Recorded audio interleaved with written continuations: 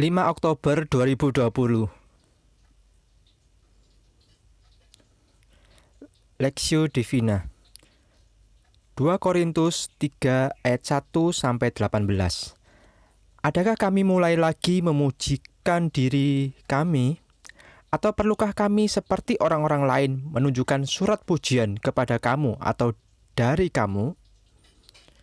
Kamu adalah surat pujian kami yang tertulis dalam hati kami dan yang dikenal dan yang dapat dibaca oleh semua orang. Karena telah ternyata bahwa kamu adalah surat Kristus yang ditulis oleh pelayanan kami, ditulis bukan dengan tinta, tetapi dengan roh dari Allah yang hidup, bukan pada loh-loh batu, melainkan pada loh-loh daging, yaitu di dalam hati manusia. Demikianlah besarnya keyakinan kami kepada Allah oleh Kristus. Dengan diri kami sendiri, kami tidak sanggup untuk memperhitungkan sesuatu seolah-olah pekerjaan kami sendiri. Tidak, kesanggupan kami adalah pekerjaan Allah. Ialah yang membuat kami juga sanggup menjadi pelayan-pelayan dari suatu perjanjian baru yang tidak terdiri dari hukum yang tertulis, tetapi dari roh Allah. Sebab hukum yang tertulis mematikan, tetapi roh menghidupkan. Pelayanan yang memimpin kepada kematian terukir dengan huruf pada loh-loh batu. Namun demikian, kemuliaan Allah menyertai waktu ia diberikan. Sebab sekalipun pudar juga, cahaya muka Musa begitu cemerlang, sehingga mata orang-orang Israel tidak tahan menatapnya. Jika pelayanan itu datang dengan kemuliaan yang demikian, betapa lebih besarnya lagi kemuliaan yang menyertai pelayanan roh.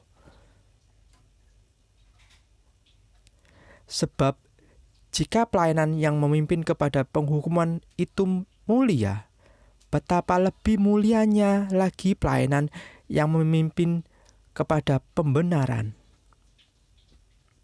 Sebenarnya, apa yang dahulu dianggap mulia, jika dibandingkan dengan kemuliaan yang mengatasi segala sesuatu ini, sama sekali tidak mempunyai arti. Sebab jika yang pudar itu disertai dengan kemuliaan, betapa lebihnya lagi yang tidak pudar itu disertai kemuliaan. Karena kami mempunyai pengharapan yang demikian, maka kami bertindak dengan penuh keberanian. Tidak seperti Musa yang menyelubungi mukanya supaya mata orang-orang Israel jangan melihat hilangnya cahaya yang sementara itu. Tetapi pikiran mereka telah menjadi tumpul, sebab sampai hari ini selubung itu masih tetap menyelubungi mereka. Jika mereka membaca perjanjian lama itu tanpa disingkapkan, karena hanya Kristus saja yang dapat menyingkapkannya. Bahkan sampai pada hari ini, setiap kali mereka membaca kitab Musa, ada selubung yang menutupi hati mereka.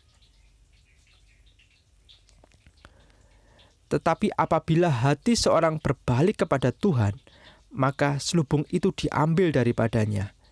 Sebab Tuhan adalah roh, dan di mana ada roh Allah, di situ ada kemerdekaan. Dan kita semua mencerminkan kemuliaan Tuhan dengan muka yang tidak terselubung. Dan karena kemuliaan itu datangnya dari Tuhan, yang adalah roh, maka kita diubah menjadi serupa dengan gambarannya dalam kemuliaan yang semakin besar. Kamu adalah surat Kristus. Perspektif. Kamu adalah surat Kristus yang ditulis oleh pelayanan kami, ditulis bukan dengan tinta, tetapi dengan roh dari Allah yang hidup, bukan pada loh-loh batu, melainkan pada loh-loh daging, yaitu di dalam hati manusia. 2 Korintus 3 ayat 3. Ketika berkata, kamu adalah surat Kristus, seolah-olah Paulus mau katakan bahwa kamu adalah cermin Kristus yang hidup. Seluruh hidupmu bagai surat terbuka yang dilihat dan dibaca semua orang. Kita adalah manusia yang hidupnya sudah diubah setelah mengenal Tuhan dan hidup berjalan di dalam kebenaran Tuhan. Kasih dan kuasa Kristus yang nyata seharusnya menjadikan kita sebagai cermin untuk memperkenalkan Tuhan dan membawa orang lain kepada Tuhan.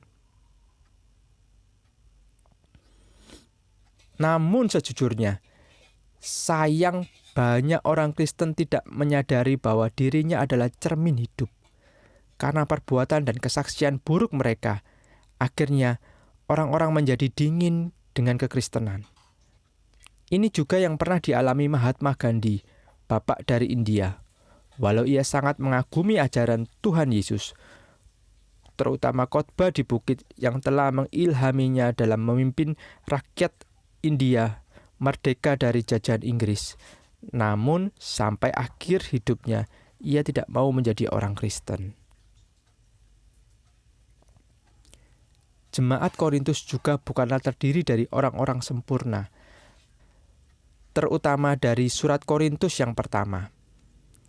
Banyak sekali teguran Paulus. Jemaat Korintus mengidolakan dan membanding-bandingkan pemimpin, sehingga akhirnya jemaat terpecah menjadi beberapa kelompok. Dosa lainnya adalah mereka suka membandingkan karunia satu dengan karunia lainnya, dan sombong dengan karunia yang mereka miliki. Dan yang paling parah adalah dosa percabulan. Dosa inilah yang banyak ditegur Paulus. Lalu, mengapa di dalam surat Korintus yang kedua ini, Paulus menyebut mereka sebagai surat kebanggaan yang tertulis di dalam hati Paulus, yang bisa dikenal dan dibaca semua orang.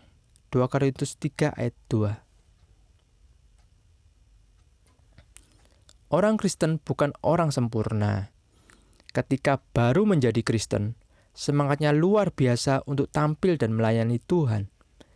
Suatu sisi ini lebih baik, namun di sisi lain, mereka yang baru percaya masih jatuh bangun di dalam dosa. Semangat dan keinginan ada, namun tidak didukung oleh kesaksian dan perubahan hidup yang nyata. Siapapun, sadarilah bahwa kita adalah surat terbuka yang dilihat dan dibaca oleh semua orang. Studi pribadi. 1. Siapakah yang disebut dengan surat Kristus yang terbuka? 2. Apakah tujuan Paulus menyatakan bahwa orang Kristen adalah surat Kristus yang terbuka?